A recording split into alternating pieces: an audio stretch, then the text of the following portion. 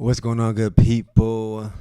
Welcome to College Football Final Week 14, episode 106 of the After Effects Show. I'm your host, LeBron Stephen, but you can call me LBZ, L Boogie, Big Bron, B Ron, LB, Barani, Detroit is yours. You already know. And y'all know how we do. Let's just dive right in.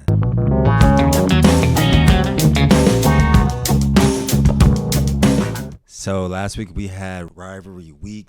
It actually started on Black Friday, November 18th. So we'll dive into two of those games.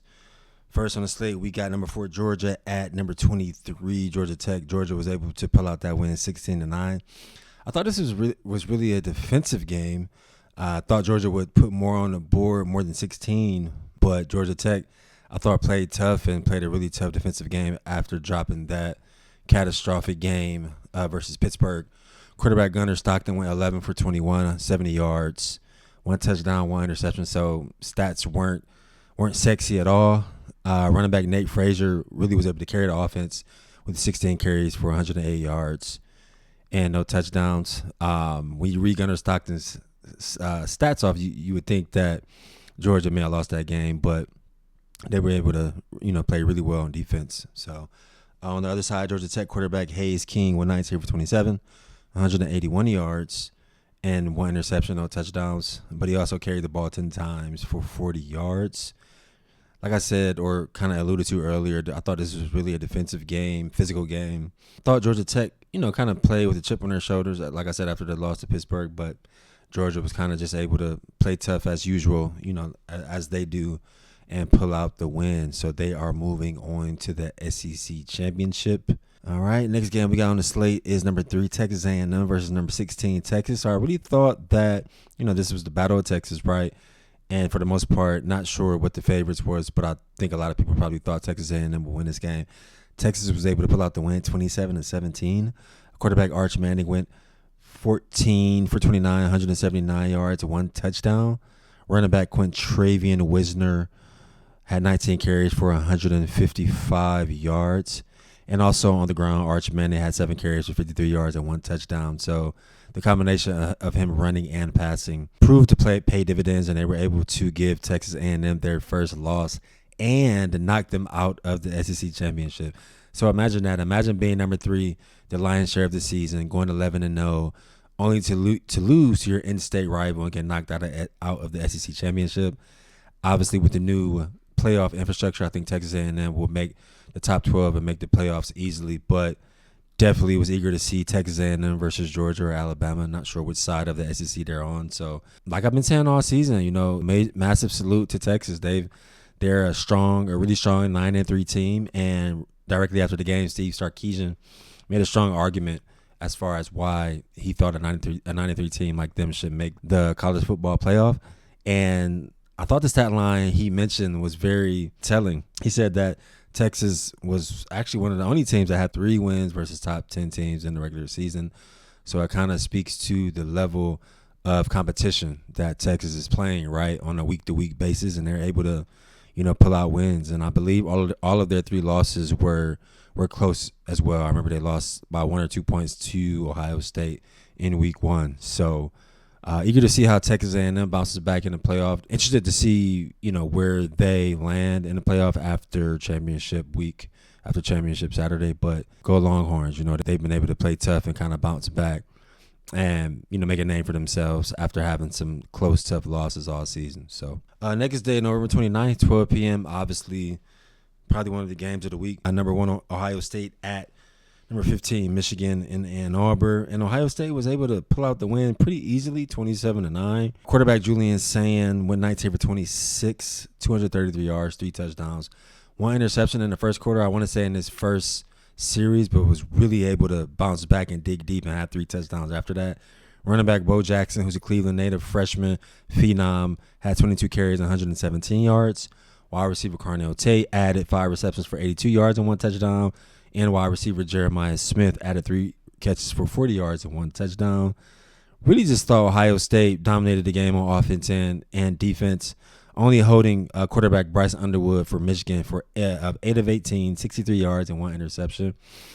I definitely think Bryce would play better, in his sophomore and junior year at Michigan, but he really didn't do anything on offense. Michigan really couldn't move the ball at all on offense. I know in the second half it kind of started snowing and the snow actually started sticking, but Ohio State was able to get this win easily. It's been heavily talked about in the media. They hadn't won since 2019, so they were kind of on a 4-year skid. And last year, even though they won the national championship, a lot of folks were calling for Ryan Day's job just off the fact that he couldn't beat Michigan. He couldn't beat that team up north. So shout out to Coach Day for finally getting that win and getting that monkey off his back. And, I'm super, super excited to see Ohio State versus Indiana in the Big Ten championship. They are the only 2 undefeated teams left in Division I in college football, so it should be a massive Big Ten game. Got 2 other games on the slate. Number 12, Miami went and visited number 22, Pittsburgh. So Pittsburgh was coming off that massive win versus Georgia Tech, but they got slaughtered 38-7. Miami won easily. Quarterback Carson Beck went 23 for 29, 267 yards, 3 touchdowns, 1 interception, only 6 incompletions. Wide receiver Malachi Tony added a season-high 13 catches for 126 yards and 1 touchdown. So offense pretty much did whatever they wanted, moved the ball however they wanted, and Pittsburgh didn't have anything for the U. Unfortunately, I think Miami has too many losses, so they didn't make the ACC championship. Unfortunately, I believe it's Virginia and Duke, but Miami still had one hell of a season, and finishing in between that 10 and 12 slot, it'll be interesting to see who they get in the college football playoff. Last game we got on the slate is number 14, Vanderbilt versus number 19, Tennessee. Vanderbilt pulled away from Tennessee, ended up winning 45-24. Quarterback Diego Pavia went 18 for 28, 268 yards, 1 touchdown, 2 interceptions. This was a pretty close game in the first half, but second half, which was mostly of what I watched, Vanderbilt was just able to pull away. Diego Pavia did what he wanted with his arm and his legs. I really thought Vanderbilt had a really good season. Not sure off the top of my head what their record ended up being, but had a great season so far. And that is all we have for week 14. So what would we say the after effect is of rivalry week? I actually wanted to do a quick preview of Championship Saturday, right? So the first championship game we got on Saturday is number 11 BYU at number 5 Texas Tech. Should be a pretty good game. I thought Texas Tech has been pretty dominant for the most part. I know it's not at anyone's home, so it's at a championship site. So I expect BYU to show up, but I'll definitely take Texas Tech in that game. At 4 p.m., we got number 4 Georgia versus number 10 Alabama. Man, Ty Simpson is coming in as a Heisman candidate, throwing for 3,056 yards, 25 touchdowns, and 4 interceptions, averaging 254 yards per game. 25 touchdowns and 4 interceptions. Really eager to see how Ty Simpson battles Gunnar Stockton. I know Georgia and Alabama's defenses are going to be, they're going to play really well and be ready to go. So it'll be your atypical SEC battle in the Mercedes-Benz Stadium here in Atlanta, Georgia. So can't wait to watch that. And then obviously, as I kind of alluded to earlier in the episode, 8 p.m. you got number 2 Indiana versus number 1 Ohio State in Indianapolis, Indiana.